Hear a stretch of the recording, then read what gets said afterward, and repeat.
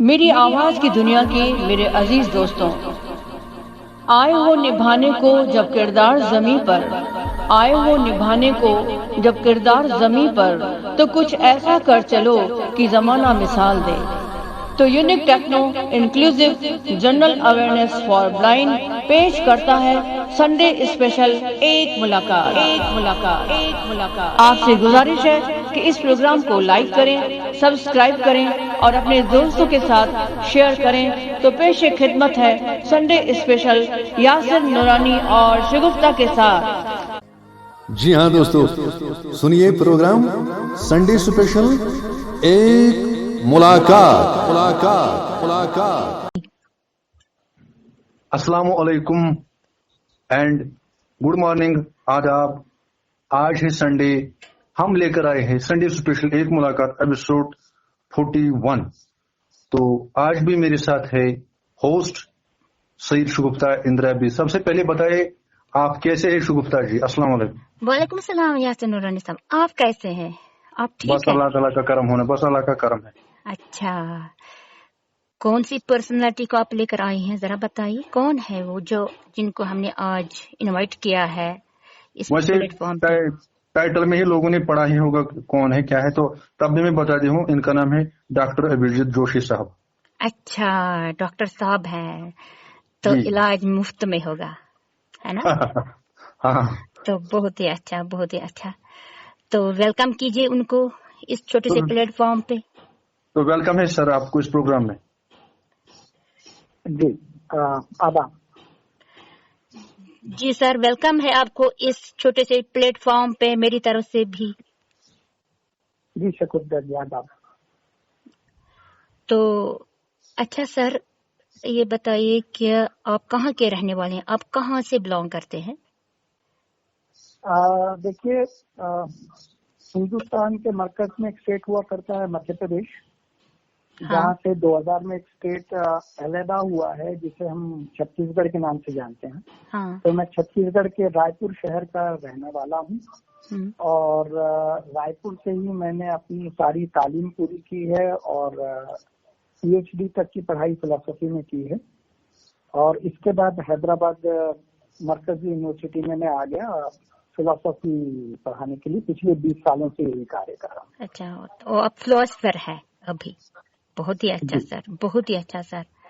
Greatness कि आप हमारे इस छोटे से प्लेटफॉर्म पे आए। तो अच्छा सर, कि आप पार्शली ब्लाइंड है या बाय बर्थ ऐसे ब्लाइंड, बताएं। ऐसा है कि पैदाइशी तो ब्लाइंड नहीं हुआ था, पर किसी वजह से दिमागी बुखार के चलते 6 दिन की उम्र में ब्लाइंड हो गया था।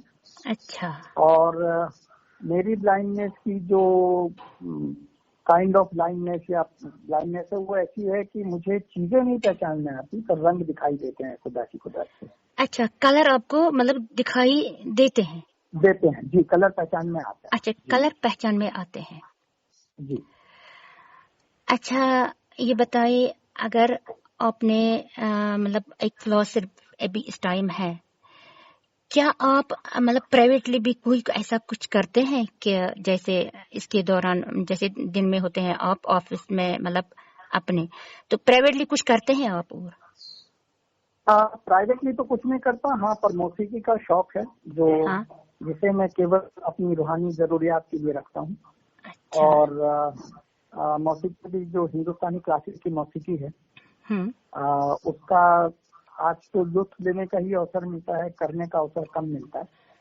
तो बड़े बड़े आर्टिस्टों को, जैसे आपके पंडित शिव कुमार शर्मा हो गए, भजन सुप्री हो गए, या हाँ। आपके गुलाम मुस्तफा खां हो गए, बड़े गुलाम अली खां हो गए, ऐसे लोगों को सुनने का जरूर मौका ढूंढते हैं और खूब लुत्फानंदोज होते हैं। वाह वाह, नाइस सर। अच्छा सर, कि आप जैसे पढ़ाते हैं अभी, जैसे आप लेक्चर ही देते हैं, फिर ये कैसे पढ़ाते हैं? जरा ये बताइए, ये सिलसिला कैसे रहता है, ये बताइए हमें। दरअसल जो हमारी यूनिवर्सिटी है वो PG कोर्सेज चलाती है। हमें अंडर ग्रेजुएट के बाद बच्चे आते हैं सेंट्रल यूनिवर्सिटी एंट्रेंस टेस्ट दे करके। हाँ। तो उनके क्रेडिट बेस्ड सिस्टम होता है, या CBCS हम कहते हैं, चॉइस बेस्ड क्रेडिट सिस्टम। तो कुछ कंपलसरी पेपर होते हैं, कुछ ऑप्शनल पेपर होते हैं। तो जो कंपलसरी पेपर होते हैं उन्हें हमें हर हफ्ते कम से कम 4 क्रेडिट का है तो 4 घंटे का लेक्चर, और 3 या 2 क्रेडिट का है तो 3 या 2 घंटे का लेक्चर देना होता है। तो मैं तो चूंकि ब्लैक बोर्ड का इस्तेमाल कुछ कम करता हूँ तो लेक्चर देता हूँ, और कोई यदि लिखना चाहता है तो उसे लिखवा भी देता हूँ। हाँ, ये जरूर है कि कुछ नॉर्थ ईस्ट के बच्चे आते हैं जिनको, क्योंकि मैं हिंदुस्तानी फलसफा पढ़ाता हूँ, भारतीय दर्शन, तो वहाँ पर कुछ संस्कृत के टर्म्स होते हैं जिन्हें मैं ब्लैक बोर्ड पर काफी बड़ा बड़ा लिखता हूँ, और उन्हें बच्चों को पहले ही कहता हूँ, भाई आप ये समझ के रखिए कि वर्ड डिजने के अक्षरों में आप देख रहे हैं, और कोई अक्षर में भूल चूक होता आप बताएं तो वो अक्षर मैं आपको बता दूंगा कि यहाँ पे अक्षर है। तो इस ढंग से बस मिलजुल कर पढ़ाते हैं। अच्छा, ये सर कि वहाँ ब्लाइंड कितने हैं आपके यहाँ यूनिवर्सिटी में, साइटेड कितने हैं ये बताइए। ब्लाइंड तो लगभग काफी कम आते हैं, और वो भी फिलोसफी में अब तक मेरी जानकारी में पिछले 20 साल में मेरी यूनिवर्सिटी में और मेरी क्लास में एक ही ब्लाइंड आया, वो भी 5-6। इंग्लिश में सबसे ज्यादा बच्चे आते हैं, और फिर सोशियोलॉजी जो हमारे यहाँ का सोशल साइंस स्कूल है वहाँ आते हैं ब्लाइंड बच्चे ज्यादा, और कुछ हिंदी में आते हैं। इसके अलावा अन्य सब्जेक्ट्स में थोड़ी ब्लाइंड की आमद कम है। अच्छा, वो कम है, साइटेड ही ज्यादा है।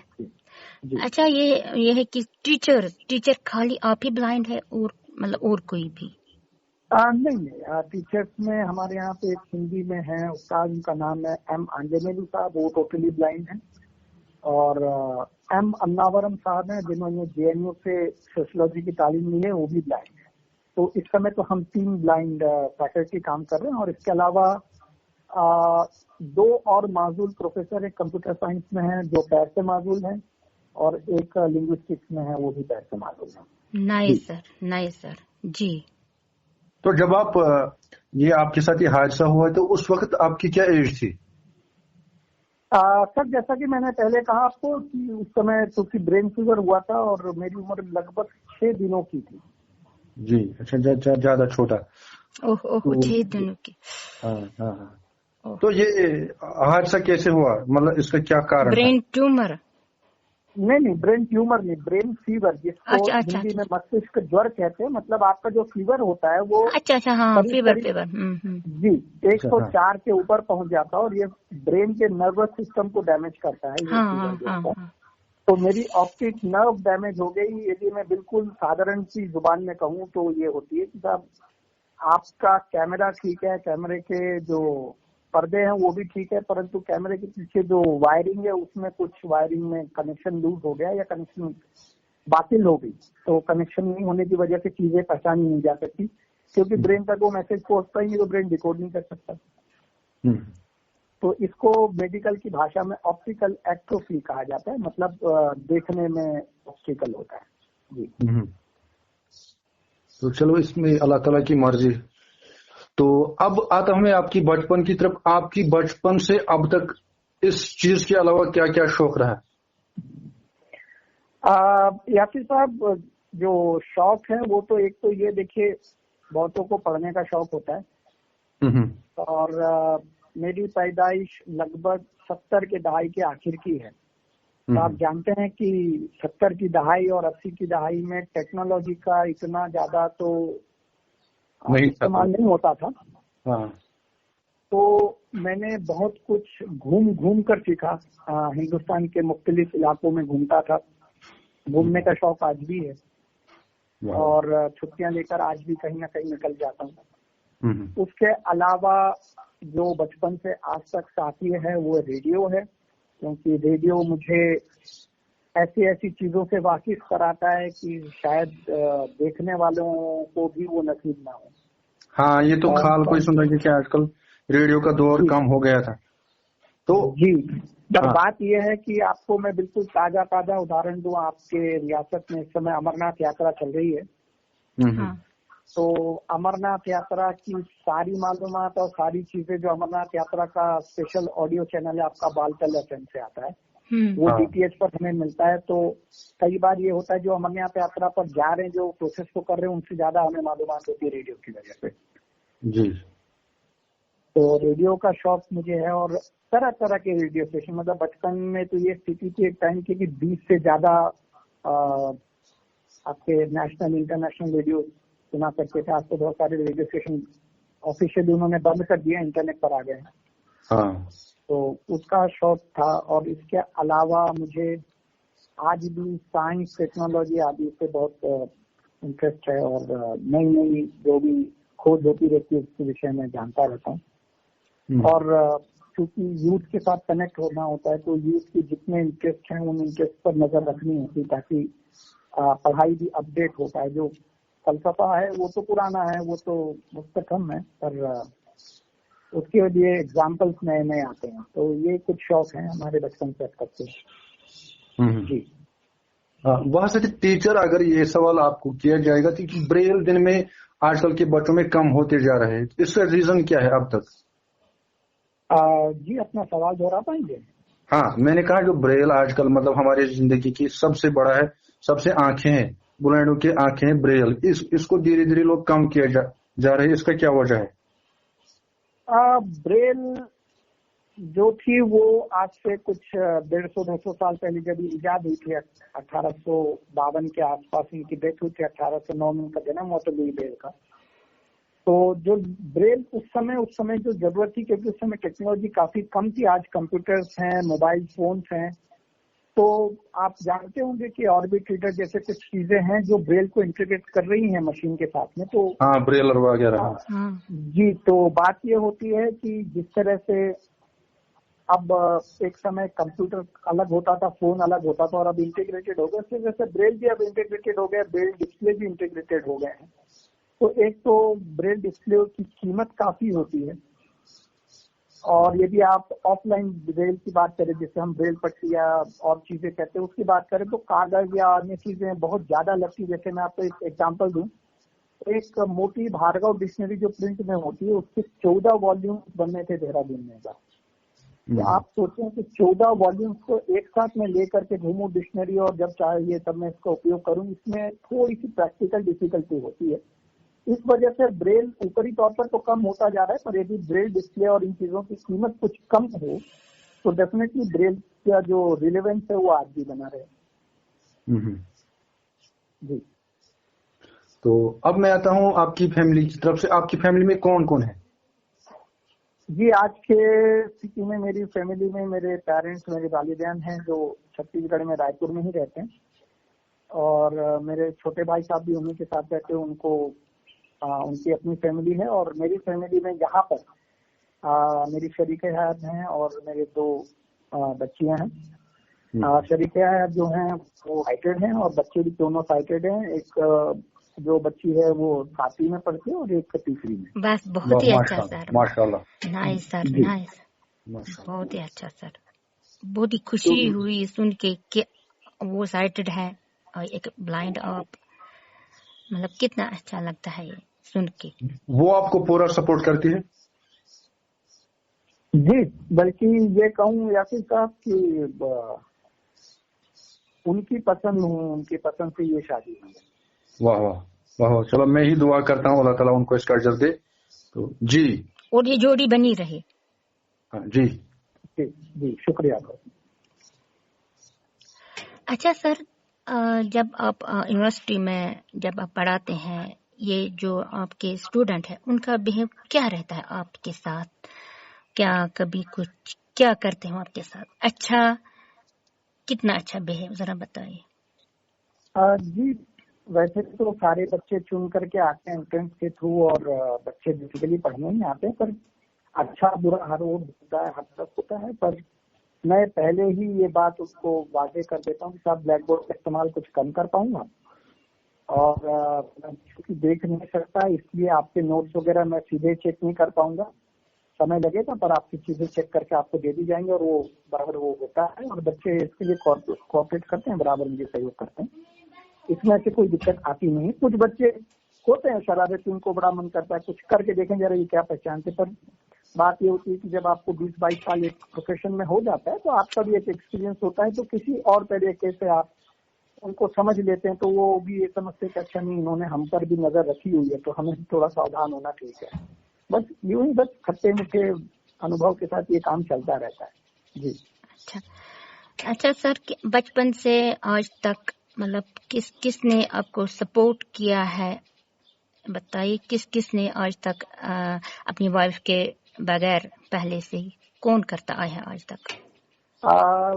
देखिए, बात यूं है कि माँ ने तो खैर सपोर्ट किया ही है, और माँ के साथ साथ जिनका मुझे सपोर्ट मिला वो रहे मेरे नाना जी और नानी जी। हाँ। और नाना नानी के अलावा कुछ ऐसे भी लोग रहे, यदि आप ऊपर से देखेंगे तो वो कोई ना कोई ब्लॉकेज खड़ा कर रहे थे या कुछ बाधा खड़ी करते थे। और मुझे ऐसा लगता है कि जब वो बाधा खड़ी करते तो आप कुछ और तरीके से और कोई रास्ते ढूंढते हैं या कोई और तरीका ढूंढ निकालते हैं। तो मुझे यूँ लगता है कि वो भी आपके लिए एक तरह का सपोर्ट होता है कि आप बहुत कुछ उससे आप सीख जाते हैं। आपके लिए जब रास्ता स्मूथ ना हो, जब नदी को पहाड़ों से गुजरना हो, तो नदी अपनी धारा भी बदलती है और कई बार पहाड़ों को काटती भी रहती है। तो बस उसी प्रकार का अनुभव है। तो मैं ये मान के चलता हूँ कि जिन्होंने सपोर्ट ना करके सिर्फ बाधा ही पहुंचाई, मैं उनका भी सपोर्ट मानता हूँ। जिन्होंने खैर सपोर्ट किया, माता जी ने मेरी थीसिस लिखी, बहुत, हाँ, बाधा ही तो आती है। हाँ सर जी। और इसके अलावा जिन्होंने मुझे गाइड किया उनका सपोर्ट हमेशा रहता था। और इसके अलावा कुछ कोलीग्स का भी सपोर्ट रहता है। और बच्चे भी अब समझने लगे हैं तो बच्चे भी सपोर्ट करते हैं। उनका भी सपोर्ट है, आप उनका भी सपोर्ट। अच्छा, जैसे आप यूनिवर्सिटी आते जाते हैं, जैसे रोज आना जाना है, और कैसे जाते हैं? मोबिलिटी के जरिए या कुछ पिक एंड ड्रॉप? जी सॉरी, घर जो है वो कैंपस के भीतर ही है, तो पैदल में 10 मिनट की दूरी है। अच्छा। मैं रायपुर में जब रहता था तो रायपुर में मेरी यूनिवर्सिटी करीब 7 किलोमीटर दूर थी, और मेरा अपना कॉलेज भी 5 से 6 किलोमीटर दूर था। तो साउंड के सहारे मैंने साइकिल चलाना सीखा था, 2 पहिया साइकिल जो होती, और मैं साइकिल में आना करता था। और आज भी मैं साइकिल चला रही हूँ कैंपस के अंदर। बहुत ही अच्छा। अब कुछ की जरूरत है ही नहीं? नहीं, बिल्कुल जरूरत है। और जब भी मैं बाहर जाता हूँ, मान लीजिए कि कभी दिल्ली गया या कहीं और गया, मैं बाहर 2000 से आके घूम रहा हूँ, तो जब भी मैं किसी अजनबी स्थान पे जाता हूँ, जगह पे जाता हूँ, तो जरूर मेरे हाथ में स्टिक रहती है। मुझे स्टिक लेने में कोई हेजिटेशन नहीं। बहुत ही अच्छा सर। अच्छा सर, आप कितनी खुश हैं अपने इस लाइफ में? कैसे गुजर रही है, मतलब कितनी खुश है, कहाँ तक? शगुफ्ता जी, देखिए, कोई भी लाइफ मिलती है तो वो लाइफ अल्लाह की नेमत होती है, और उस नेमत को हमेशा देने में बहुत खुशी होती है, क्योंकि हम ये मानते हैं कि हम लोगों में इसको प्रसाद मानते हैं। प्रसाद को हम कभी भी नाराजगी से या दुखी होकर हम लोग नहीं लेते हैं। तो जीवन में एक बहुत बड़ा प्रसाद है जिसको हम बहुत खुशी लेते हैं। अच्छा, बहुत ही अच्छा जी। तो अब आएगा ये मौसीकी के शौक बुलंद कुछ ज्यादा क्यों होते? क्योंकि आप टीचर है, आप दिमाग मतलब आप टीचर भी रह चुके हैं, आज भी है माशाल्लाह। था क्यों बुलंद को ज्यादा मौसीकी का शौक क्यों होता है? आज उमूमन मैंने देखा बुलंद को मौसीकी ज्यादा सुनते। मैं भी बुलंद हूँ, मैं भी मौसीकी से। इसका क्या रीजन है? बुलंद क्यों मौसीकी ज्यादा पसंद करते हैं? यासिर साहब, यदि आप साइटेड लोगों को देखते होंगे तो उनको मुसन्निफ होने का शौक होता है, उनको कलम चलाने का शौक होता है।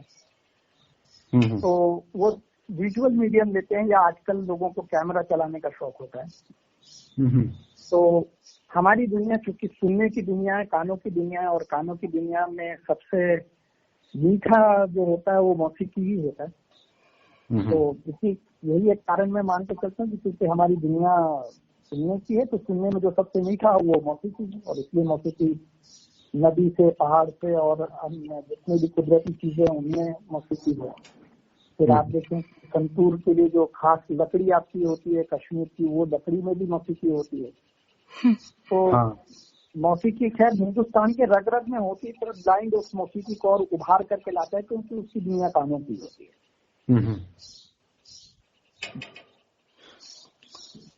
तो क्या आप इस वक्त खुश हैं हमारे एक छोटे से प्लेटफॉर्म में? जी बिल्कुल। तो अब मैं आता हूँ, आपकी जो फ्रेंड सर्कल है वो भी बुलंद है या साइटेड? मेरे फ्रेंड सर्कल जो है वो मुख्तलिफ लोग हैं, और खास फ्रेंड्स की आप बात करें तो बहुत कम लोग हैं। मेरा एक फ्रेंड जो स्कूल के समय में हुआ करता था, वो अनफॉर्चुनेटली उनकी डेथ हो गई बहुत पहले। और एक फ्रेंड आज भी रायपुर में है, और इन दो के अलावा मतलब आप यदि फास्ट फ्रेंड कहना चाहें तो शायद कोई और नहीं है। और उसके अलावा जिनको मैं आपको पहले ही बता चुका हूँ कि मेरा सबसे फास्ट फ्रेंड आज भी जो है वो रेडियो है।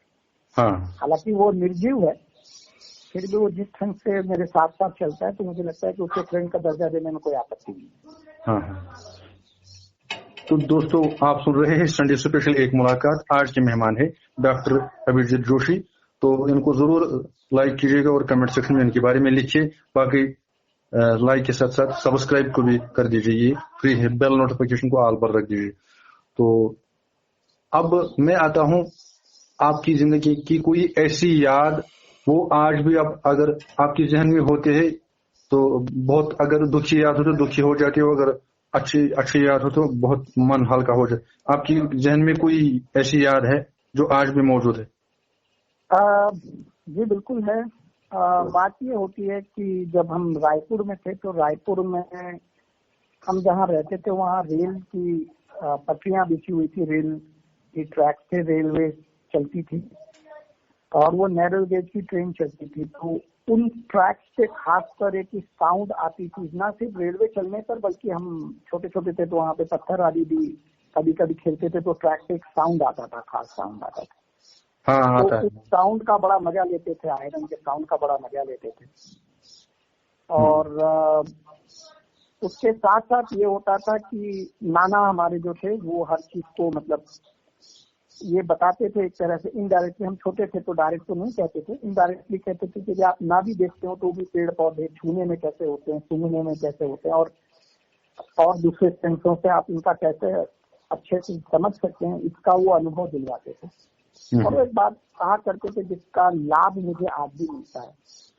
आज आप अक्सर एक फिनोमेना सुनते होंगे या एक जो खास बात सुनते होंगे, वो ये है कि हर जगह लोग ये बात करते हैं कि इतना ज्यादा हैंडीकैप फ्रेंडली कोई एनवायरनमेंट है, या जिसको आप कहें कि एक्सेसिबिलिटी कितनी है। तो हमारे नाना ये कहते थे कि आप नेचर को एक्सेसिबल बनाने के बजाय आप नेचर के हिसाब से एक्सेसिबल हो जाइए तो नेचर खुद आपको आपकी मंजिल पहुंचाएगी। तो इस तरह से ये हुआ कि आज जो ये आलूगी वगैरह की परेशानियां हैं, यदि इस ट्रीटमेंट से हो तो आज लगता है कि ये शायद सारी की सारी जो प्रॉब्लम है वो सारी खत्म हो सकती है। तो वो एक यादगार बात है जो मुझे बचपन से आज भी एक तरह से फील करती है। बहुत अच्छा, बहुत अच्छा। देखिए शुभगुप्ता, इन्होंने कितना स्ट्रगल की है, बुलेंड होकर बहुत स्ट्रगल की है इन्होंने। बहुत। तो अब मैं आपसे ये कहना, जो कुछ बुलेंड जो है जो आजकल घरों में होते, इसकी वजह रीजन ये है जो उनकी माँ बाप है वो पुराने ख्यालात की होगी। वो कह रहे हैं ये मेरा बच्चा है, पता नहीं पड़ेगा क्या होगा अगर किसी ने उसको धक्का दे दिया, ऐसा होगा वैसा। तो इनके लिए आप क्या कहना चाहते हो सर? सर बात यह है कि मैंने खुद ने अपने सीनियर के साथ ऐसा होता देखा है, और वो बहुत कम उम्र में इसलिए गुजर गए कि उनकी रीढ़ की हड्डी बिल्कुल गल गई, और इसलिए गल गई क्योंकि उनको बिस्तर पे हमेशा लेटा करके रखा जाता था क्योंकि उन्होंने 11वीं 12वीं की पढ़ाई करनी थी। तो ऐसे लोगों के लिए तो ये कहना ज्यादा ठीक है कि देखिए, जब इस दुनिया में आए हैं तो इस दुनिया से जाना भी पड़ता है। तो हम इस दुनिया में अपने निशाना छोड़ें या ना छोड़ें, पर इस दुनिया का लुत्फ उठा के तो जाएं, और दुनिया का लुत्फ उठाने के लिए कुछ ना कुछ तो करना पड़ता है, कुछ ना कुछ सीखना पड़ता है। तो ब्लाइंड बच्चों से ज्यादा ब्लाइंड के माँ बाप को ये कहना है कि जब तक आप जिंदा हैं तब तक तो चलिए आपने कर लिया, उसके बाद आप कौन सी विरासत छोड़ के जा रहे हैं? क्या आप समाज को ये मैसेज दे रहे हैं कि आप हैंडीकैप जो होते हैं वो हमेशा से दुनिया के ऊपर बोझ होते हैं? तो मुझे ऐसा लगता है कि हैंडीकैप भले एक बार, 2 बार, 20 बार, 100 बार फेल होता हो, पर उसे करने देना चाहिए, और यदि फेल होता है तो कोई और दूसरे तरीके से जो बेहतर काम हो वो सीखना चाहिए, और धीरे धीरे अपनी जो खोल होती है उससे बाहर आना चाहिए। तितली भी अपने खोल से बाहर आने के लिए, या जो रेशम का कीड़ा वो भी अपने खोल से बाहर आने के लिए मेहनत करता है, और जब बाहर आता है तो उसे कलरफुल बटरफ्लाई के रूप में लोग देखते हैं। तो ब्लाइंड को भी कलरफुल बटरफ्लाई की तरह पॉजिटिव होना चाहिए, ना कि उसको एक नेगेटिव खोखे में बंद करके रखना चाहिए। जी अच्छा, अब आता हूँ मैं आपने अवार्ड कभी कभार जब आपने अवार्ड जीता तो उस वक्त आपकी खुशी कैसी मतलब होती है? खुशी जब आपके चेहरे पर कितनी खुशी हो तब जब आपको अवार्ड दिया मिला। गया है, मिला अवार्ड? हाँ।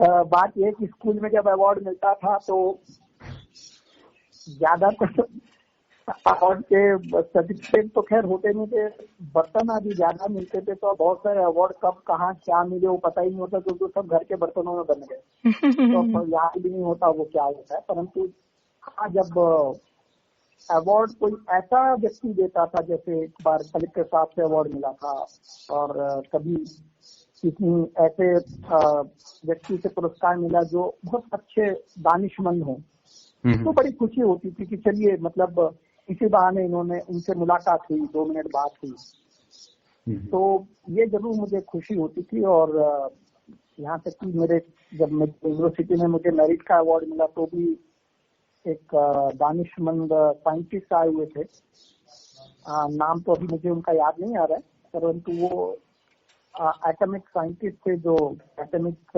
इलेक्ट्रिसिटी सेंटर्स पे काम करते थे बॉम्बे में। तो उनके हाथों पे वो अवार्ड मिला, उससे उनका अवार्ड मिला था मुझे, तो उसमें मुझे बहुत खुशी हुई थी कि एक रिकॉग्निशन मिली है। और अच्छी बात ये थी कि ये कोई ब्लाइंड लोगों की अलग से मेरिट लिस्ट नहीं थी, सबकी मेरिट लिस्ट में फर्स्ट प्लेस था, तो इसलिए खुशी डबल थी एक तरह से। वाह, बहुत ही अच्छा, बहुत ही अच्छा। तो मैं आपसे अब कुछ एक लास्ट का क्वेश्चन करना चाहती हूँ सर जी। एक ब्लाइंड को जैसे एजुकेशन ज्यादा जरूरी, नेसेसरी फॉर ब्लाइंड, तो जी। क्या करना चाहिए एक ब्लाइंड को ताकि उसका एजुकेशन चालू रहे, जारी रहे? क्या क्या यूज करना चाहिए एक पढ़ाई के लिए? जरा ये बताइए, हमें क्या करना चाहिए एक एजुकेशन के लिए, बताइए। देखिए, एक एजुकेशन ही एकमात्र रास्ता है जिससे हम तरह तरह की चीजों को जान सकते हैं, और कई चीजें नहीं है। हो सकता है कि दूसरे देख करके जानने या दूसरे कोई और फिल्म देख कर, मूवी देख के जानने हमारे लिए शायद ये कठिन है, तो हमको एजुकेशन की थ्रू ही समझना पड़ता है, या तो फिर हम भी खासतौर पर जो ऑडियो सिस्टम होते हैं, रेडियो जो होता है, उसके थ्रू हम सीख सकते हैं। मैं तो खैर ये ब्लाइंड के लिए तो खास तौर पर मैं साइकिल बच्चों को ये बात कहता हूँ कि यदि आपको बड़ी आपको ब्लाइंड बच्चे भी IPS IAS की परीक्षा क्रैक कर सकते हैं, भले उनकी पोस्ट IAS IPS की नहीं होती और कोई पोस्ट भी मिलती है, 2006 से उनको IAS भी अब हो सकते हैं वो लोग। तो एजुकेशन तो जरूर होना चाहिए, और मैं ये कहता हूँ कि ब्लाइंड को हमेशा अपने कान खोले रखने चाहिए। पता नहीं किस दरवाजे से इनकी कौन सी बूंद कान पे आ जाए। हाँ। तो कान को अपने हमेशा खुले रखने चाहिए, क्योंकि अंधों की आंखें नहीं होती, मैं बिल्कुल साफ लफ्जों में कह रहा हूँ। तो हाँ। उनके नाक भी अच्छे होते हैं, उनके कान भी अच्छे, तो हर तरह का सेंस जो है उसका, अपने टच का भी खूब इस्तेमाल करना चाहिए। और एजुकेशन ऐसा नहीं कि बस आपने 6 घंटे स्कूल में पढ़ाई की फिर एजुकेशन स्विच ऑफ, ये तो 24 घंटे 7 दिन का प्रोसेस है जो लगातार चलता रहता है। यदि आप एजुकेशन की बात कर रहे हो और यदि आप लिटरेसी कह रहे हो तो ठीक है, थोड़ा ब्रेल पढ़ना सीखे, थोड़ा कुछ कंप्यूटर चलाना सीखे, तो लिटरेसी तो खैर ठीक बात है, पर एजुकेशन एक बड़ी चीज है जो हिंदुस्तान के लिए एजुकेशन ही चाहिए। लिटरेसी की हमें इतनी दरकार नहीं है, एजुकेशन के साथ लिटरेसी अपने आप आ ही जाती है। थैंक यू सर, बहुत ही अच्छा सर, थैंक यू सर कि आप आए यहाँ, कि हमने कुछ सीखा ही आपसे, हमने बहुत कुछ जाना आपसे, बहुत कुछ मिला आपसे, मतलब हौसला भी हमें बुलंद हुआ कि हमने आपको यहाँ कर लाया। जी, लेकिन एंड में आपसे एक जरूरी मैसेज लेना चाहता हूँ, जो घर में बैठे आज भी ब्लाइंड है, उनके लिए आप क्या लेसन देना चाहेंगे? सर, उनके लिए एक ही सजेशन देना चाहूंगा कि आज तो उनके पास एक बहुत बड़ा राबते का सिस्टम आ गया है जिसे आप स्मार्टफोन कहते हैं, और आजकल लगभग हर ब्लाइंड के हाथ में स्मार्टफोन है। उसका जितना हो सके पॉजिटिव इस्तेमाल करें, और जहां तक हो सके जितना मतलब आपके मानव समाज है उससे जुड़े, और खुद को ना तो एबनॉर्मल सोचे और ना खुद को एक्स्ट्रा नॉर्मल सोचे, सबके साथ मिल करके चले टीम की तरह से। तो मुझे लगता है कि हम भी एक अच्छे नागरिक के रूप में, एक अच्छे मेंबर के रूप में हिंदुस्तान की तरक्की में अपना योगदान दे सकते हैं। बहुत ही अच्छा सर, थैंक तो यू। आप आए यहाँ, आपका बहुत बहुत शुक्रिया, आपने हमारे लिए वक्त निकाला है सर। जी बहुत बहुत शुक्रिया मुझे मदद करने के लिए। शुक्रिया। तो ये था प्रोग्राम संडे स्पेशल एक मुलाकात। मेरे साथ थी शुगुप्ता। दीजिए हम दोनों को इजाजत, यानी यासिर नूरानी और शुगुप्ता को। अल्लाह हाफिज। अल्लाह हाफिज।